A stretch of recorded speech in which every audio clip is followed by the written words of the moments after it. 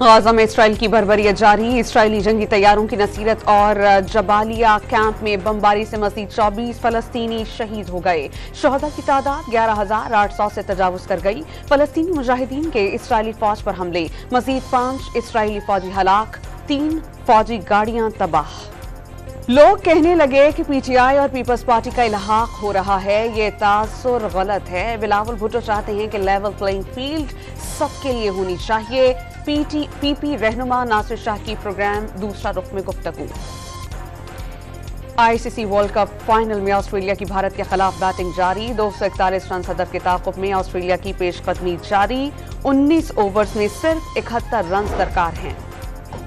और दौरा ऑस्ट्रेलिया के लिए पाकिस्तान टेस्ट स्क्वाड का ऐलान कल होगा। चीफ सिलेक्टर वहाब रियाज कल कज़ाकी स्टेडियम लाहौर में प्रेस कॉन्फ्रेंस करेंगे।